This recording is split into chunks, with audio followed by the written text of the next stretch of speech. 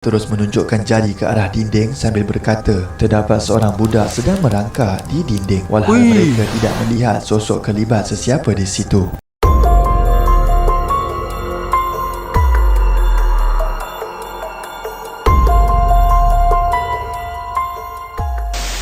Yo Rek, assalamualaikum warahmatullahi wabarakatuh. Hai Rek, bertemu lagi ada saya di sini Wak Lonjong. Salam Lonjong. Hiya.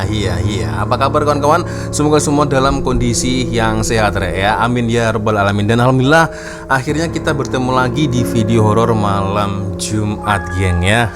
Jadi yang namanya malam Jumat itu tidak harus selalu identiknya dengan yang enggak begitu, geng ya. Tapi ya, terkadang ada suatu kepercayaan ya, terutama kami orang Jawa, di mana biasanya Kamis malam Jumat itu ya, selain untuk kita ngaji ya, yasinan ya, kirim doa untuk orang meninggal, terkadang ada beberapa orang-orang Jawa ya, sesuatu yang mistis, yang misteri, horor itu berlaku di Kamis malam Jumat. Waduh. Tapi memang udah kebiasaan di channel Wak Lonjong ya. Biasanya memang di hari Kamis malam Jumat itu selalu menyajikan video-video seram untuk kawan-kawan yang di luar sana yang memang meminati sesuatu yang seram dan mistis, geng ya. Nah, kebetulan ada satu video, geng ya, dari Tolima Malaysia, Saka Harimau Belaan Nenek. Oh, oke. Ini adalah satu tajuk yang cukup mengerikan. Kita ulas bersama-sama, kita lihat, kita reaction ya, sampai nanti videonya selesai.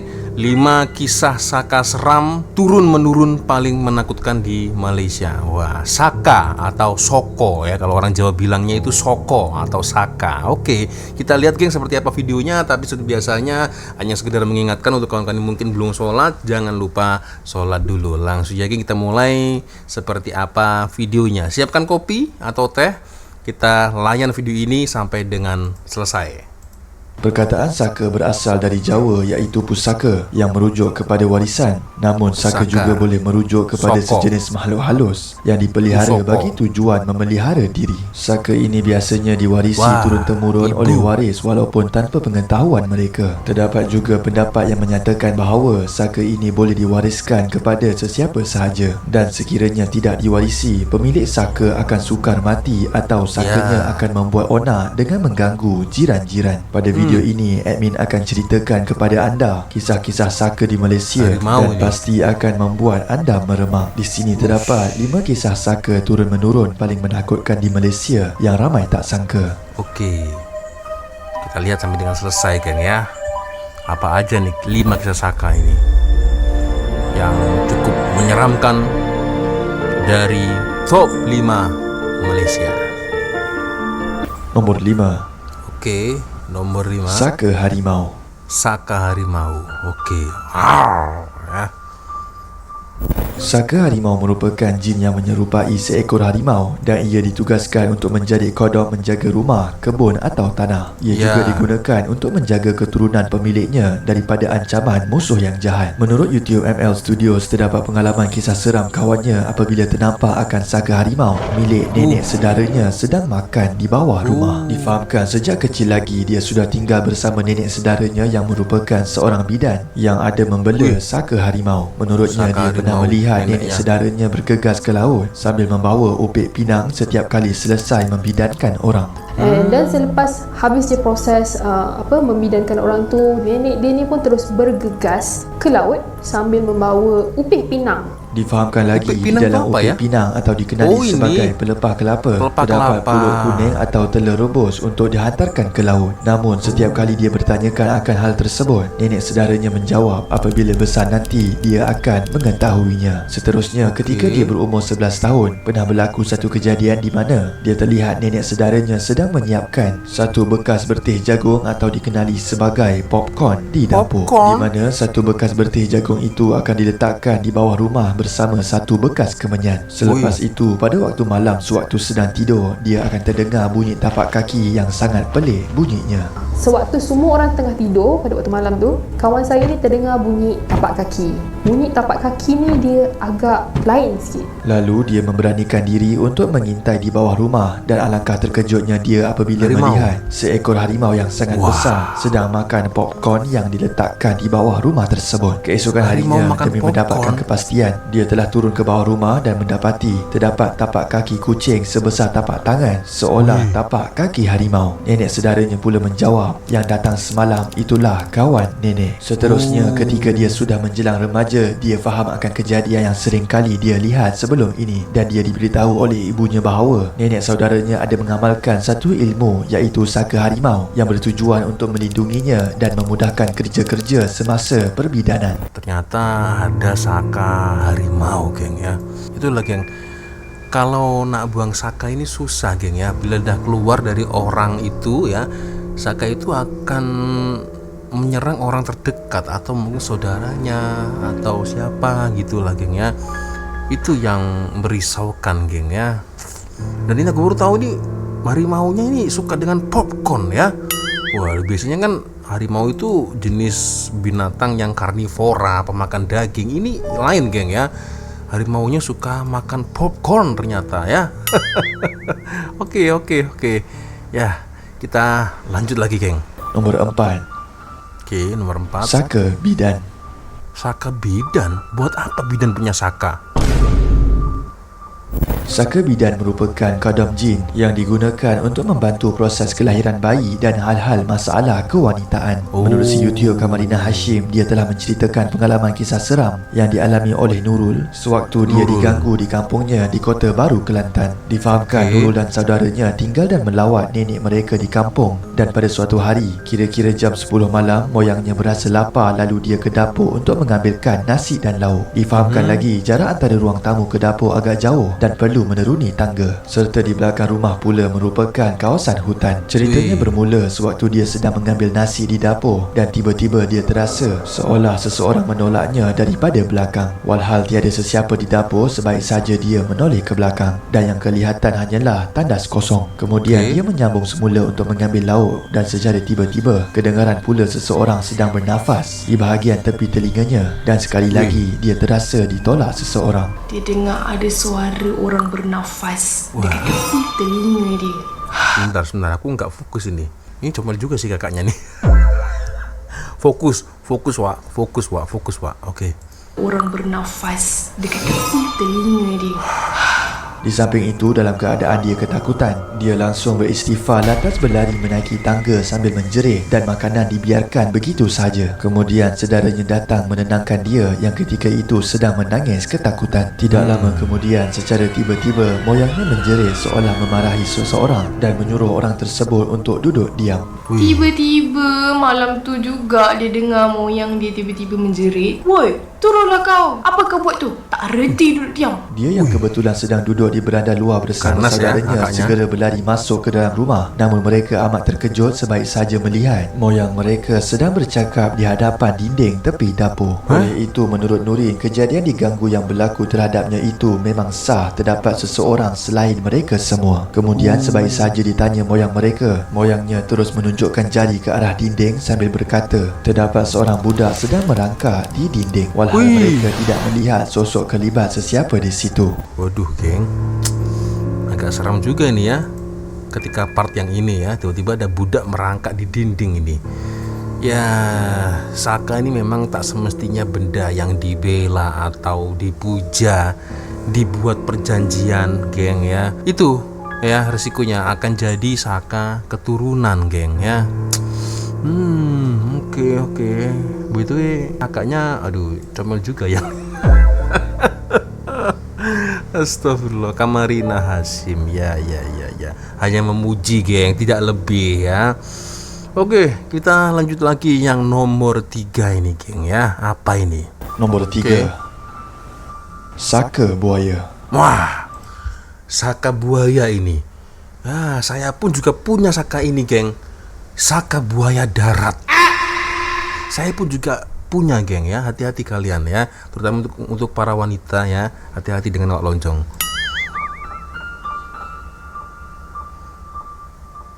Saka buaya merupakan saka yang menyerupai bentuk seekor buaya untuk memberikan kelebihan kepada tuannya bagi menjinakkan dan mengawal buaya. Ia juga digunakan sebagai pengangkutan pawang dan buaya. padang untuk mencari mayat orang yang lemas di sungai atau mayat yang mati diserang buaya. Menerusi YouTube Farizuan Jamaluddin, dia telah berkongsi video mengenai seorang perempuan dirasuk oleh saka buaya di Pusat Perubatan Islam Nur Zikir, Kampung Mengkuang, Semarak, Bukit Mertajam, Pulau Pinang. Difahamkan melalui perkongsian video tersebut, kelihatan para perawat sedang memeriksa tubuh badan pesakit wanita itu. Beberapa minit kemudian muncul jin gangguan sihir yang dihantar pemilik ke tubuh wanita itu. Hal ini sebaik saja dia muntah ketika ruqyah sedang dibacakan.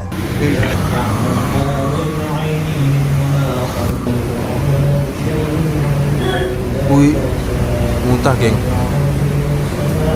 Ini di Pulau Pinang ya. Kemudian secara tiba-tiba dia terbaring dan meronta-ronta seperti seekor buaya. Lalu kesemua perawat membantu untuk mengeluarkan gangguan dari tubuhnya dengan bertindak memancung gangguan yang terakhir. Selepas itu pesakit akhirnya muntah berkali-kali di dalam baldi sambil tertiarap sebaik saja munculnya saka buaya yang dipercayai sudah lama mendampinginya tanpa diketahui.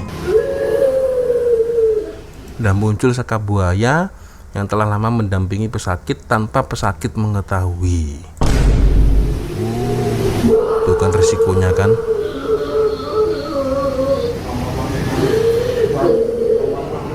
Dan perawat mula bertindak untuk memutuskan pertalian saka daripada badan pesakit. Namun pesakit kelihatan mengerang kesakitan akibat daripada saka tersebut. Dan saka itu kelihatan tidak mahu melepaskan pesakit tersebut walaupun pertalian sudah tiada di dalam tubuhnya. Seterusnya perawat berulang kali memastikan agar tubuh badan pesakit bersih daripada gangguan dan saka. Akhirnya rawatan itu berjaya memulihkan pesakit tersebut daripada saka buaya. Saka buaya. Ya itulah risikonya ya kalau apabila kita mempunyai benda-benda seperti ini geng ya. Saka ini ya, atau pusaka. Nah, pusakanya ini hodam geng ya. Hodam entah itu jin, itu risikonya. Dan ketika kalau saka ini diambil dari badan kita, itu dengar-dengar katanya itu sakitnya luar biasa geng. Nah itu ya, seperti Waloncong ini saka buaya. Nah ini kalau diambil sakit pula ini geng ya. Itu saka buaya darat kalau Wak Loncong punyanya geng. Oke, kita lanjut lagi geng ya. Nombor 2. Oke. Saka hantu raya. Hah? Saka hantu raya fungsinya untuk apa ini? Untuk berhari raya? Dapat duit Saka raya? hantu raya merupakan jin yang dipelihara untuk mendapatkan kekuatan luar biasa. Ia mampu melakukan sesuatu pekerjaan yang berat yang tidak dapat dilakukan oleh orang biasa tanpa bantuan sebarang peralatan, dan ia juga mampu menyerupai tuan badannya. Menerusi YouTube Kamarina Hasim, dia telah menceritakan pengalaman Farah yang kerap kali melihat kelibat teman lelakinya yang dikatakan ada membela saka hantu raya. Difahamkan selepas setahun menjalinkan hubungan percintaan dengan lelaki tersebut, dia secara tiba-tiba merasa akan sesuatu yang aneh berlaku kepada dirinya, di mana setiap kali mereka keluar berdua, dia terasa ada sesuatu yang sedang memerhati. Dia juga kerap merasa ditindih dan dihempap ketika waktu tidur. Difahamkan lagi pernah terjadi satu pengalaman semasa dia ditindih, di mana dia ternampak akan satu sosok nenek tua berwarna hitam sedang merangkak di atas badannya. Dan peristiwa seram itu selalu berlaku sehinggalah dia merasakan sosok tersebut seolah berada di belakangnya ketika sedang mandi. Walhal dia menoleh ke kiri dan kanan, tiada sesiapa. Sebab waktu dia kena tindih tu, dia ternampak ada satu lembaga hitam seperti seorang nenek tua tengah merangkak dekat atas badan dia. Dan sejak daripada malam tu, memang kerap sangat benda-benda macam ni terjadi dekat Farah. Dijadikan cerita, pada suatu hari teman lelakinya meminta dia untuk menemani ibunya di rumah, memandangkan dia mempunyai urusan kerja di luar. Oleh itu Farah dikehendaki untuk bermalam di sebuah bilik tetamu yang sudah lama dibiarkan kosong di dalam rumah tersebut. Kemudian pada malam ketika dia sedang tidur, tiba-tiba kedengaran dekat di telinganya suara seorang lelaki sedang berbisik memanggil namanya berulang kali. Tiba-tiba dia dengar suara lelaki berbisik dekat telinga dia. Korang tahu tak lelaki tu cakap apa? Dia panggil nama Farah. Dan suara tu memang betul-betul kat tepi telinga dia. Seterusnya pada jam 4 pagi, dia mula tersedar dan ingin ke tandas yang terletak berhadapan dengan meja makan dapur. Dan sebaik saja dia membuka pintu bilik, tiba-tiba kelihatan kelibat teman lelakinya dari arah belakang. belakang dan dia mula berasa curiga kerana di dalam rumah hanya tinggal dia bersama ibu kepada teman lelakinya sahaja. Pada keesokan hari, teman lelaki dia memberitahu bahawa kejadian tersebut mungkin hanyalah mainan tidurnya. Selepas beberapa hari kemudian, dia diberitahu oleh rakan biliknya. Dia ternampak teman lelaki Farah datang masuk sampai ke dalam rumah sambil tersenyum dan bertegur sapa. Menurut rakannya lagi, dia juga melihat lelaki tersebut terbaring di atas sofa sambil menonton televisyen. Walhal ketika mereka keluar rumah, kelihatan tiada sesiapa. Selepas itu, roommate-nya berasa curiga dan menurutnya teman lelaki Farah bukanlah manusia dan seolah ada sesuatu perkara mistik yang dirahsiakan teman lelakinya. Kemudian ini risikonya kalau punya Saka, geng. dia disarankan agar segera berjumpa dengan ustaz untuk berubat, dan setelah berubat dia diberitahu bahawa teman lelakinya itu memang didampingi Saka, iaitu hantu raya. Saka hantu raya. Kejutnya sebab ustaz tu cakap boyfriend dia ni memang ada mendampingi Saka, which is hantu raya. Menurut yang cerita akak tadi aku nggak fokus malahan, geng ya. ustaz, Saka tersebut juga telah menyukai Farah seperti mana teman lelaki dia menyukainya. Disebabkan itu, Saka tersebut selalu mendampingi Farah sewaktu mereka berjauhan. Ustaz juga menasihati dia supaya meninggalkan pasangannya bagi mengelakkan kemudaratan. Selepas 3 bulan berlalu, mereka akhirnya berpisah. Soalan saya, geng, secantik apa ini Kak Farah ini ya? Apakah secantik Kak Kamarina Hasyim? Aduh, ya. Kembali ke topik utama kita, geng ya, Saka. Oke, jadi Sakanya ini malah suka ya dengan si Farah ini ya.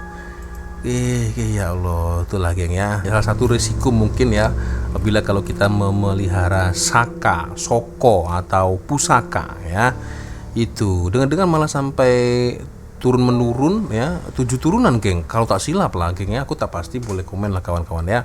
Nomor 1. Oke, nomor 1. Saka kerabat dan keturunan.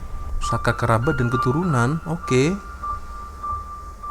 Saka keturunan merupakan saka untuk menjaga keturunan daripada diganggu, dan ia akan menjelma sebagai lelaki dalam bentuk yang menakutkan. Oleh itu, musuh akan menjauhkan diri daripada individu yang dijaga. Menurut video TikTok Kowi, dia telah menceritakan pengalaman kisah seram yang dialaminya, iaitu penampakan saka keturunan tuan rumah sewaktu dia dan pasukan memberikan bantuan di sebuah rumah milik seorang pakcik tua. Difahamkan selepas musim PKP, dia berhasrat untuk memberikan bantuan kepada orang yang memerlukan, seperti bantuan bahan makanan, kipas dan duit, dan memandangkan pada hari tersebut mereka sudah mengumpul sebanyak 40 pack bahan makanan. Jadi mereka perlu pergi ke 40 buah rumah. Ceritanya bermula selepas waktu maghrib, di mana mereka perlu ke sebuah rumah yang mereka tidak sempat melawat pada siang hari, dan sebaik sahaja tiba, mereka memberi salam dan kelihatan seorang pakcik keluar dari dalam rumah. Lalu mereka dibelawa untuk masuk ke dalam rumah oleh pakcik tersebut. Seterusnya, sewaktu di dalam rumah, kelihatan seorang makcik tua yang berumur lebih kurang 90 hingga 100 tahun sedang terbaring di atas katil. Makcik tua tersebut dipercayai ibu kepada pakcik itu. Kemudian dalam pada mereka sibuk bersembang, tiba-tiba makcik tersebut menjerit